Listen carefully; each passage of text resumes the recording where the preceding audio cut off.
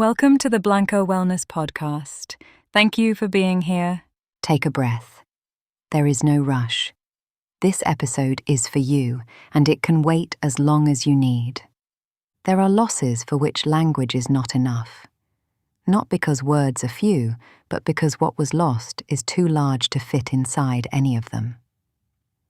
Today, I want to speak to someone who has been through something of that size. Someone who spent months, perhaps years, by their child's side, who was there on the good days and on the very hard ones, who learned the language of hospitals, of treatments, of waiting, who held his hand when the fear was too much to carry alone, who was, throughout all of it, a steady presence when a steady presence was needed most, and who is now alone with a silence that does not quite know how to fill itself. I am not going to tell you how this feels, because you already know. I am not going to tell you that time heals, because right now that sentence has no room to land. I am not going to tell you he is in a better place, because even if you believe that, the place you wanted him to be was here with you, and that is true. And that truth deserves space without being rushed toward anything else. Losing a child runs against the order that life seemed to promise. Most losses, however painful, follow a direction the world recognizes. Parents arrive before children, generations turn, time moves in a way that holds some sense. But this does not follow that direction, and a part of you, the part that always knew things were supposed to move a certain way, does not know where to stand anymore. Because the world that contained that order no longer exists in the same form. I want to say something about what you did during this time, because it is possible you have not stopped to see it clearly. You stayed. When most people do not know how to remain close to someone else's pain, you did not leave. When he needed someone to hold things together, you held them. When the fear was mutual and neither of you had answers, you kept showing up. That is not a small thing. It is one of the deepest expressions of love there is. The kind that does not flee when loving hurts more than it ever has before. And now that love has nowhere to go in the same way, that also hurts in its own particular way, different from the pain of the loss itself, but just as real. The love you had for him did not disappear when he died. It is still here, in you, looking for its form. And part of grief is learning, very slowly and without any hurry, what that love does now.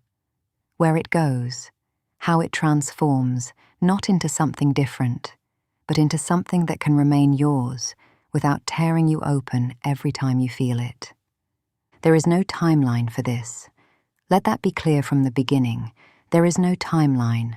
There are no stages you need to complete, no point at which you are supposed to be okay.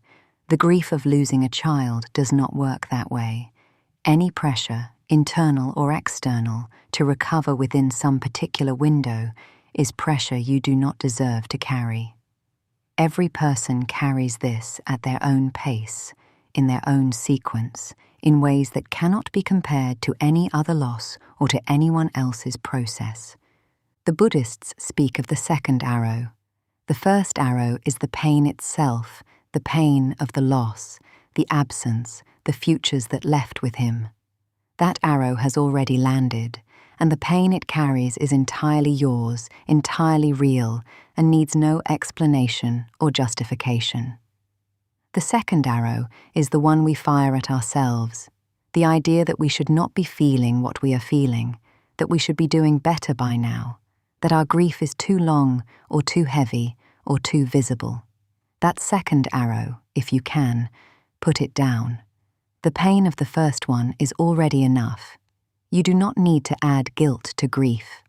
I also want to speak to the part of you that may be asking whether you did everything you could, that replays decisions, moments, words said and unsaid, that in the quietest hours builds alternative versions of events, searching for the point where something could have been different.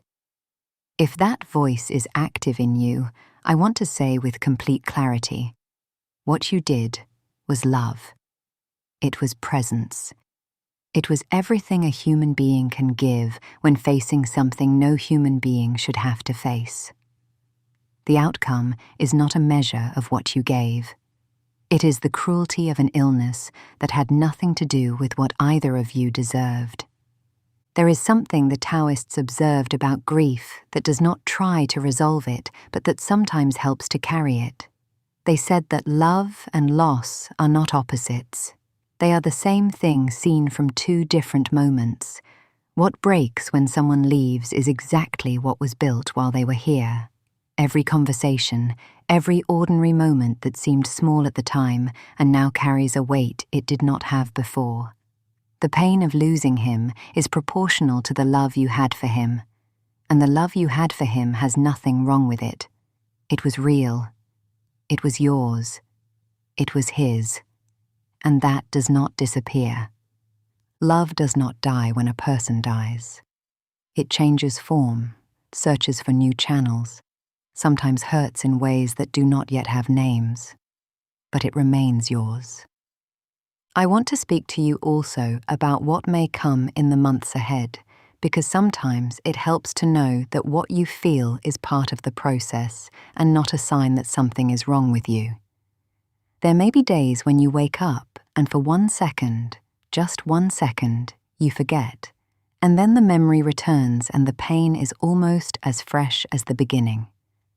There may be moments when you laugh at something and then feel as though you should not have. There may be moments when you want to talk about him constantly and moments when you cannot say his name at all. There may be anger and not always directed at something that makes sense. There may be relief that his suffering is over and guilt about feeling that relief. All of it is human. All of it is grief. And all of it can exist inside you at once without any one of those things cancelling the others. You do not have to choose between loving him and continuing to live. You do not have to close any door in order to open others.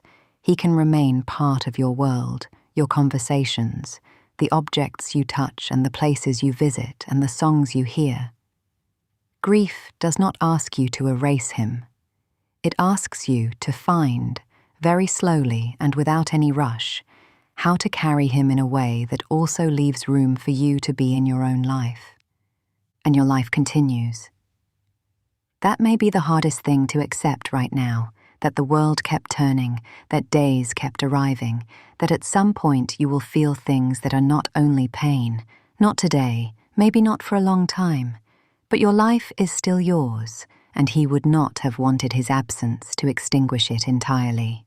You cannot know that with certainty, but you feel it, and that feeling, that voice inside you that knows him, is one of the few things this loss cannot take from you.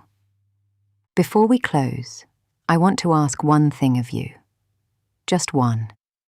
Not that you be okay, because that is not what is being asked right now. Not that you be strong, because you have already been stronger than anyone should ever have to be. Only this. Let yourself receive help. You do not have to carry this alone. You do not have to explain it, justify it, or be in any particular state to deserve it. If there is someone in your life who can accompany you, let them. If there is a professional who can hold you through this process, reach out to them. If the only thing you can do today is listen to this episode and know that someone understands that this is too large to carry in silence, then that is already enough. He had a mother who stayed, who did not look away, who accompanied him to the very end with everything she had. That is what will remain when the pain settles a little, not today, not tomorrow, but someday. That you were there, that he was not alone, that the love you gave him was real and was large and was entirely his.